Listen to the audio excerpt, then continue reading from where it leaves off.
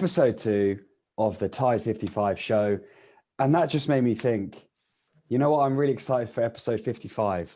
I think that's going to be a special day. But until then, we've still got quite a lot of episodes to do. So my name's Tommy Gentleman. I'm the founder and CEO of Tide55. Today, I'm joined with by Darren, by Kendall, and Matt. It's nice to have Matt back. We've been praying for you, buddy. He's been off with tonsillitis, but he's back in the house, and what a pleasure that is to be joined by you today. So this is the part of the call where I hand over to Kendall, who brings the stuff that we're going to talk about. So over to you, Kendall. What are we talking about today? I'm really disappointed that you didn't introduce Darren as Amber. That was a perfect opportunity. I've got to change that.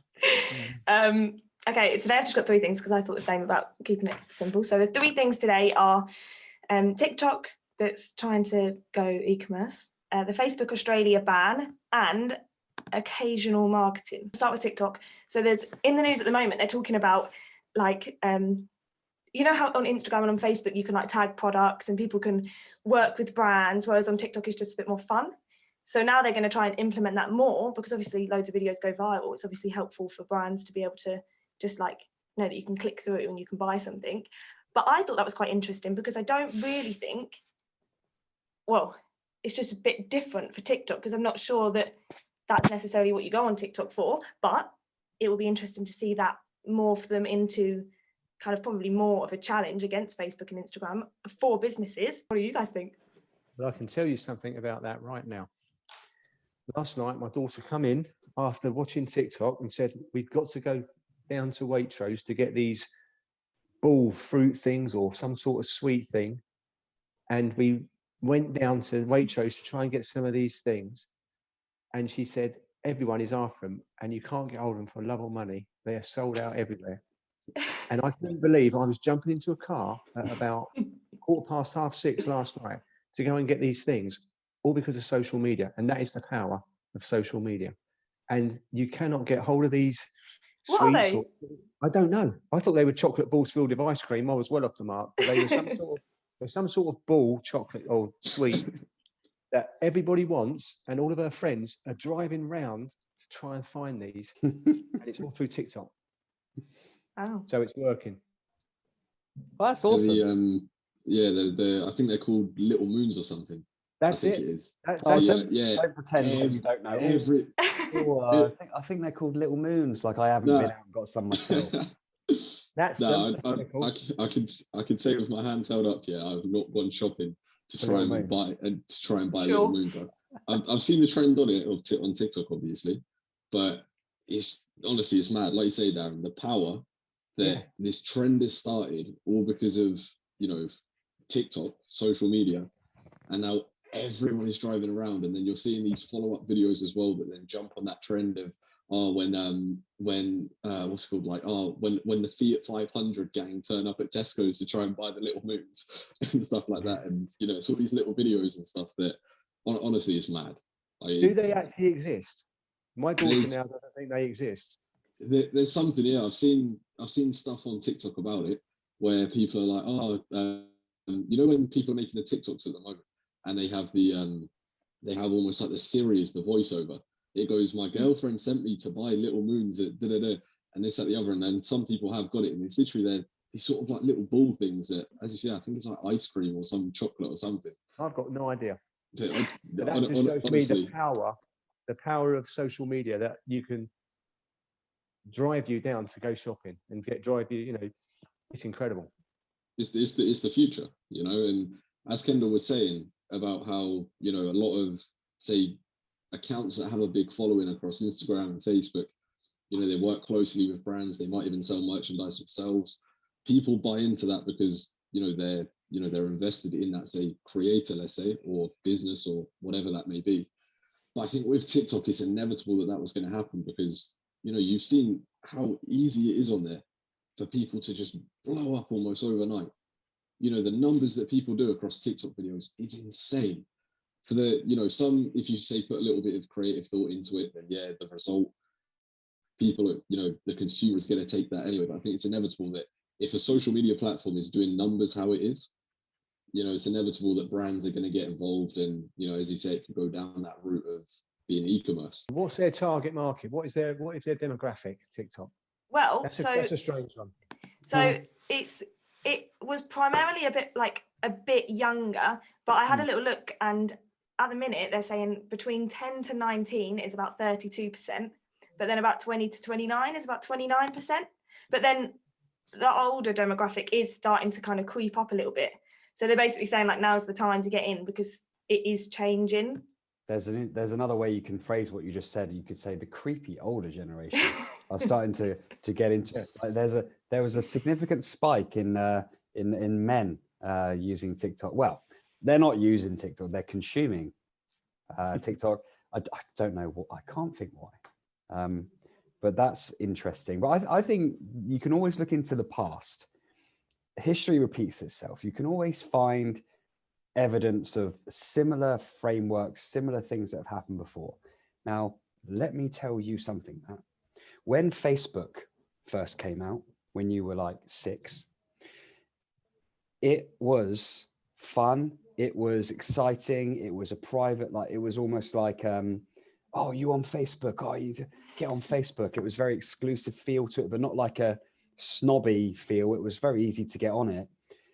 And it was expressing yourself without any agenda. It was very much like have some fun and play with this new thing.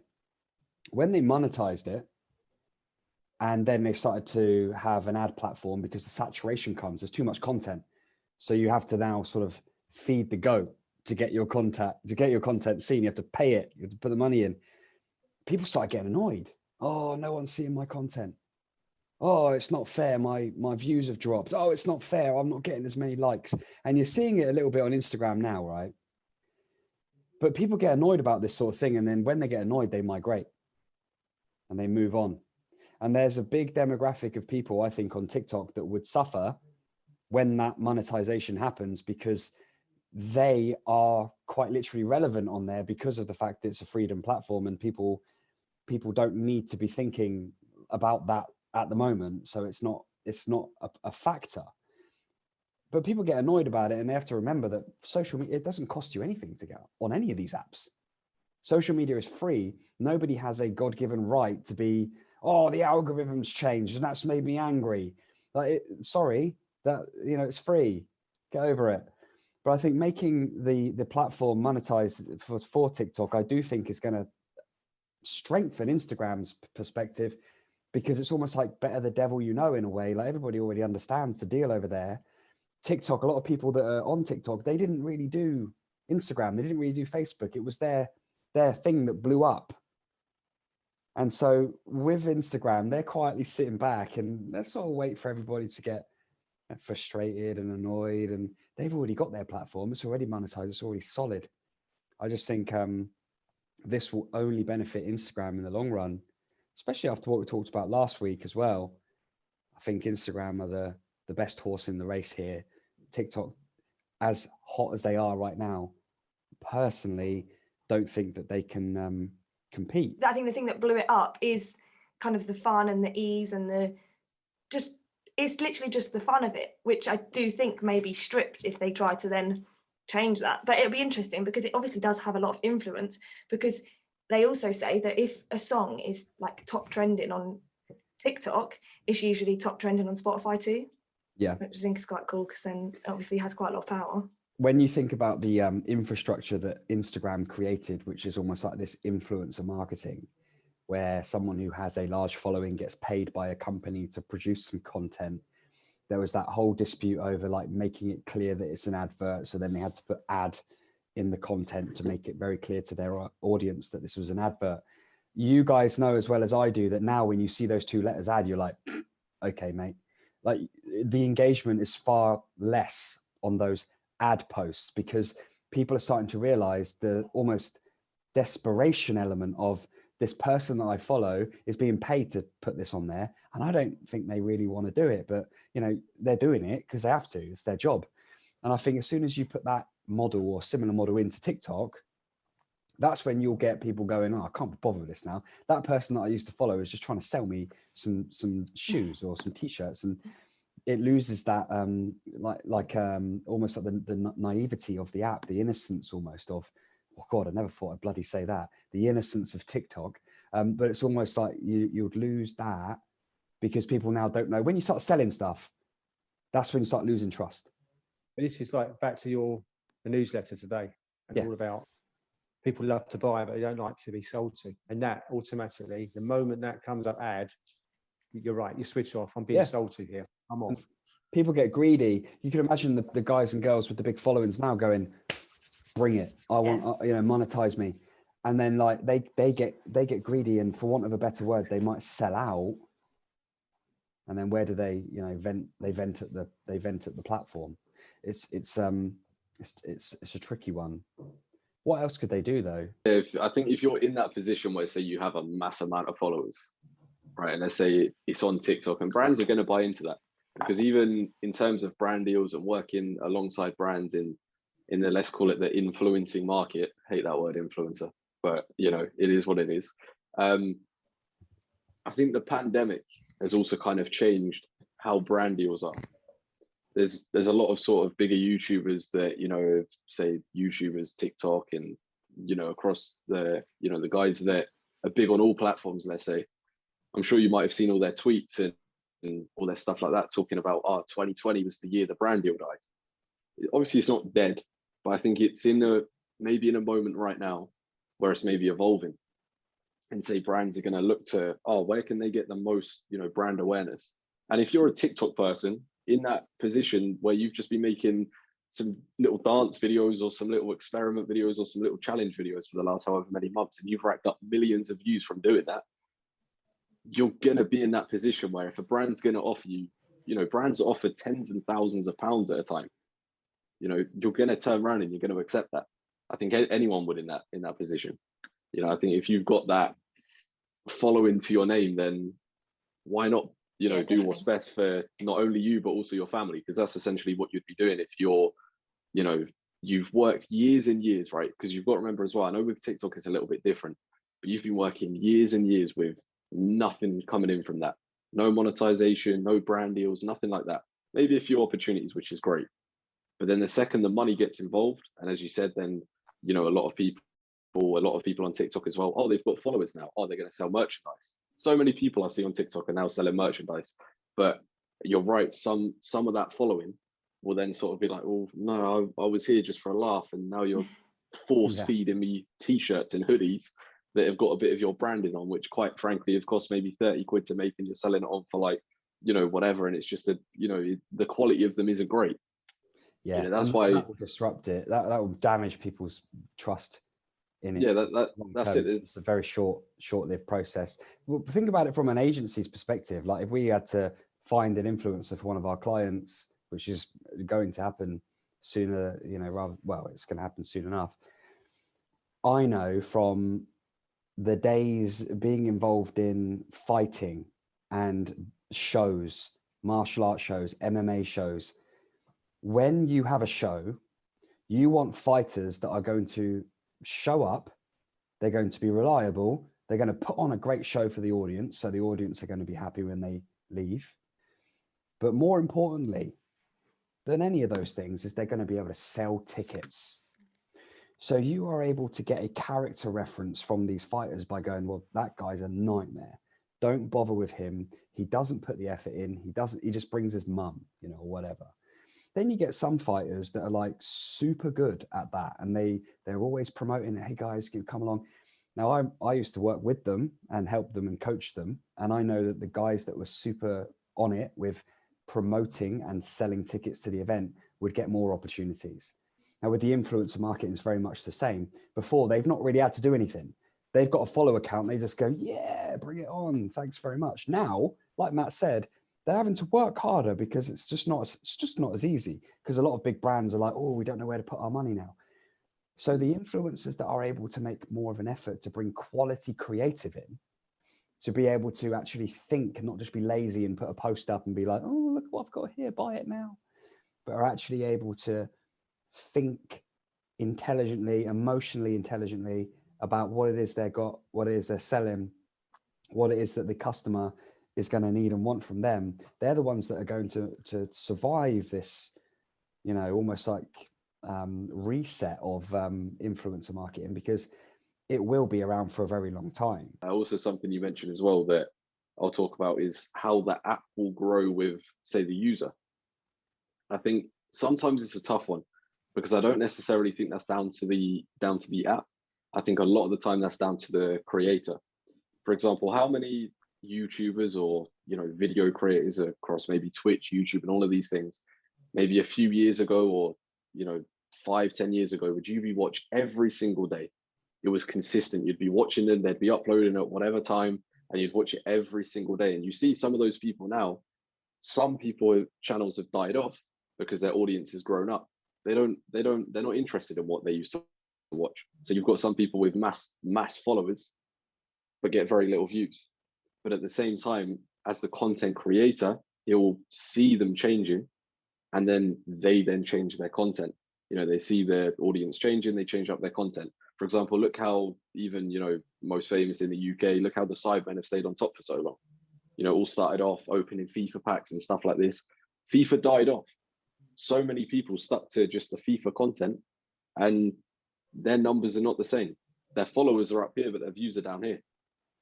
But then you've got, say, people who have then adapted their content, their followers are up here and their views are, you know, sitting just below their followers.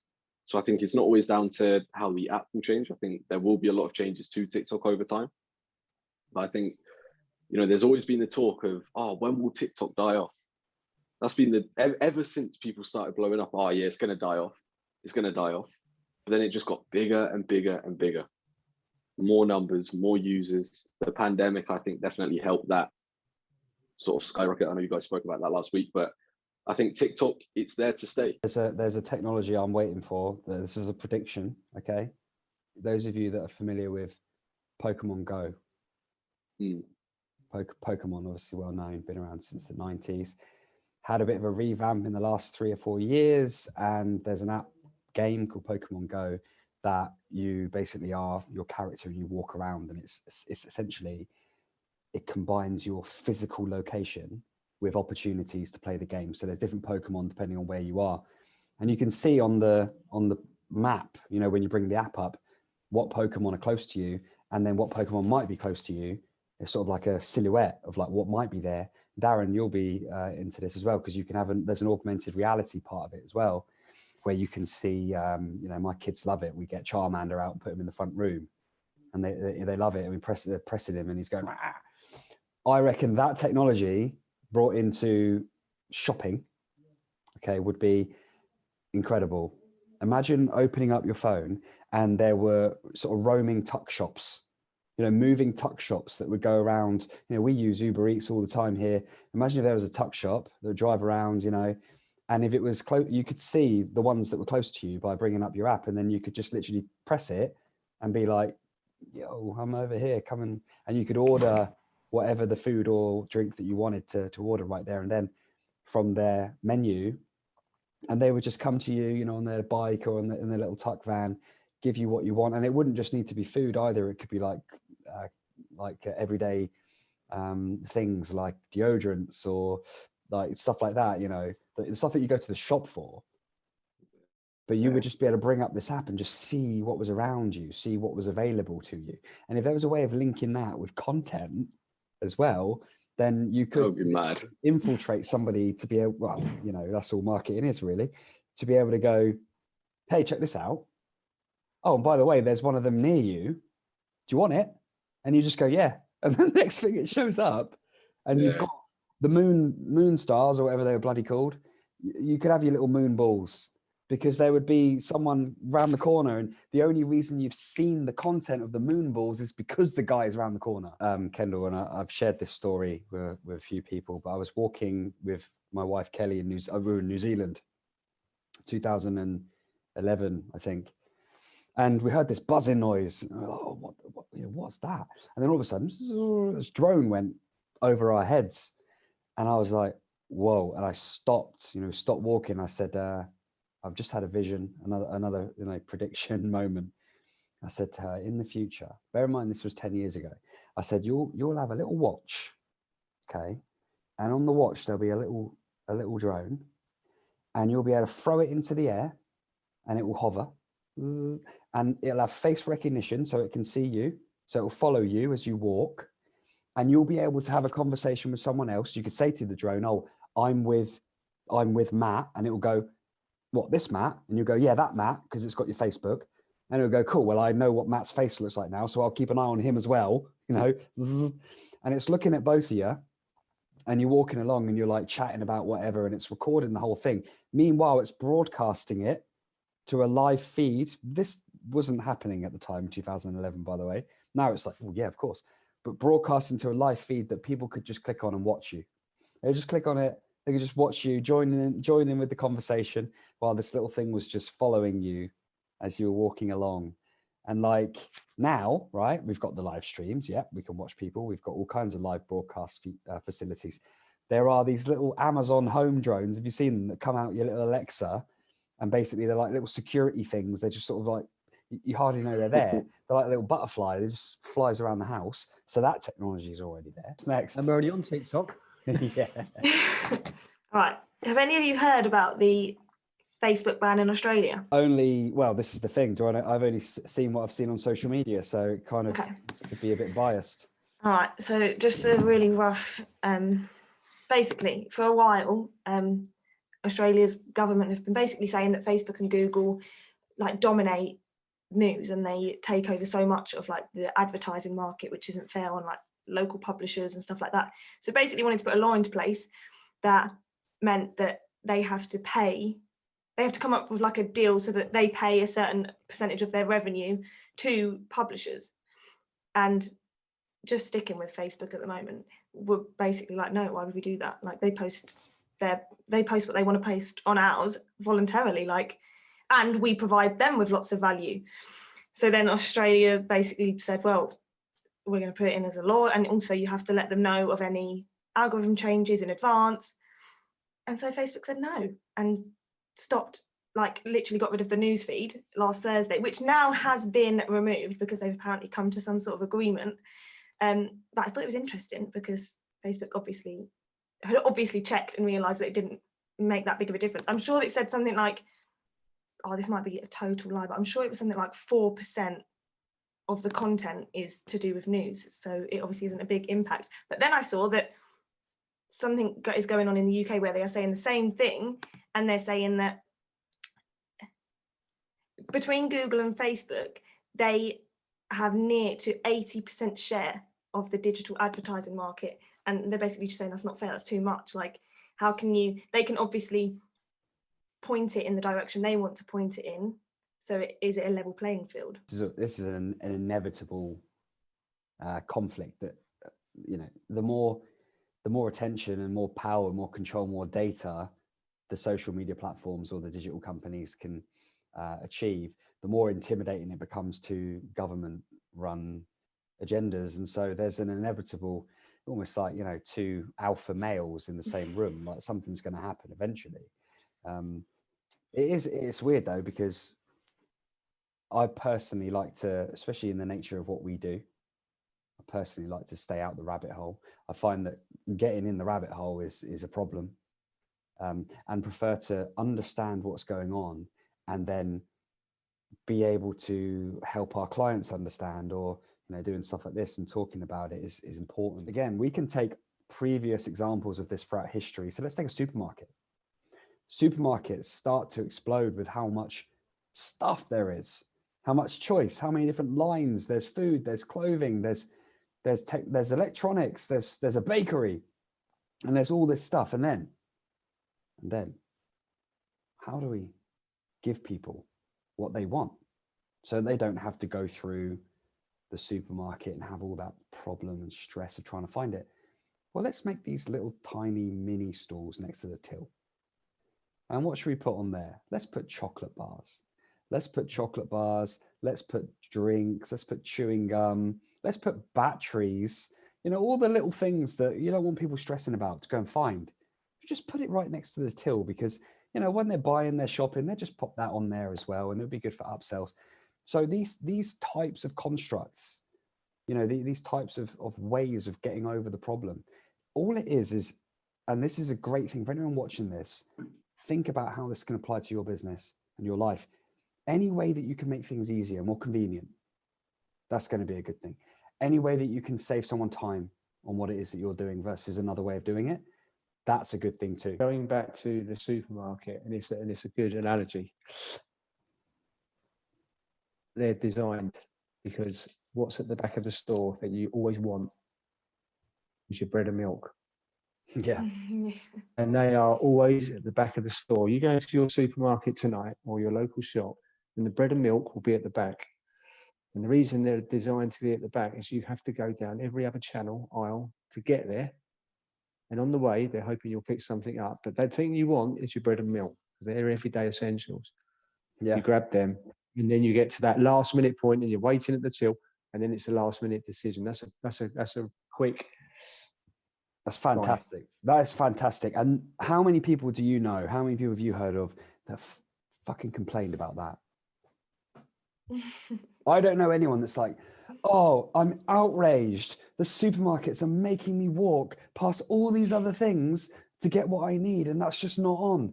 Guys, this is nothing new. The stuff that we're seeing on social media now, like, oh, they're making me watch these adverts. Yeah. Get over it. All it is bricks and mortar opposed to online. That's all it is. Exactly. It's the same thing. Product placement in a supermarket is no different to social media content placement on the internet. It's just, where do you put things so that you can sell more stuff? Talking about supermarkets, you mentioned you've never heard anyone complain about going to the back to get their bread and milk. About a year ago, around March 2020, oh, there's this virus. Oh my God, the country might be in lockdown. I'm pretty sure a couple of people might have complained about the milk and bread being at the back of the shop, when to get there, you had to go through World War III down the toilet roll aisle. People are swinging for each other. Toilet rolls are flying everywhere. All the flour's gone. All you want to do is get your grandma some flour so she can make some bread or make some cakes or whatever. Flour's cleared out. Honestly, crazy. I think supermarkets were some of the things you heard going in and out of supermarkets during the pandemic. I wish right now we had them as a little soundboard so we could listen to that. You know, someone Mate, I didn't even go to a supermarket. I stayed well clear. Really? Yeah, man. I was so lucky. Like I was the one I was the fully incubated one in the house. I was like bubble boy. One of the key like memories of like the lockdown. It was one thing that will stick with me forever. Hopefully this is the only pandemic that we experienced as well, like in my lifetime, or I don't know if it's the first in your lifetimes as well, but fingers crossed this is the first and the last one, right? But I remember I was up all night working, and it got to about 5:30 in the morning. I just finished working, and I was like, oh, well, Tesco's opens at 6. I'm going to go there because I need to buy food. Everyone's buying everything. Mate, I got there, and I promise you now, yeah, it's like 6 in the morning. It's just before 6, before it opens. And I got there and I was like, why is there so many people? It was packed outside, going everyone. It was like someone had just prodded like a wasp's nest all towards the toilet roll. And I was like, wow. I went down the toilet roll aisle, and it was almost like a death wish. You know, you've walked down there, some of the things you're hearing, people like literally shoving each other for a bag of toilet rolls. And I'm like, wow, like where's the humanity right now? Honestly, it's mad. Like all the pasta just gone. We did plan to have a third thing to talk about, but we've talked so much that we're actually going to bench it, and perhaps we could feature it in next week's newsletter, which if you're watching this and you're not on our newsletter list, you need to go to tide55.com, scroll to the bottom and sign up to the newsletter. Every week on a Wednesday, we send out insights and inside information from the marketing world, as well as some amusing things that you might find useful for you in your business. So make sure you get on that. Guys, this has been good. Hope you've enjoyed being here, talking about all these things. I've certainly enjoyed it. Maybe we should have like a final thought. It has to be less than like 10 words. My takeaway would be to adapt, because things are always changing, and if you don't adapt, you get left behind. Using the supermarket analogy, that drive people to the content they want. Let's pick up some nice little tips on the way. To put it straight into, put it to the point, is try not to be naive when it comes to these new social media apps. Seeing how TikTok's blown up, there's going to be another one. There'll be another one after that as well. And we're seeing, as you said, history repeats itself. You're seeing a pattern. The next one that comes out, don't point fingers at it. Oh, it's just for kids. No, that could be your next business. Mine is, guys, we've just spoken for an hour on 2 topics associated to the digital landscape. If you're a business owner and you're not putting energy, resources into your social media and your digital marketing strategy, you have to get on it. Like, it's just like we're scratching the surface here. If you haven't done it yet, get in touch, because you're going to get left behind. It's just a matter of time before everyone else pulls away from you in your marketplace. So it's moving quickly. Don't leave it too late.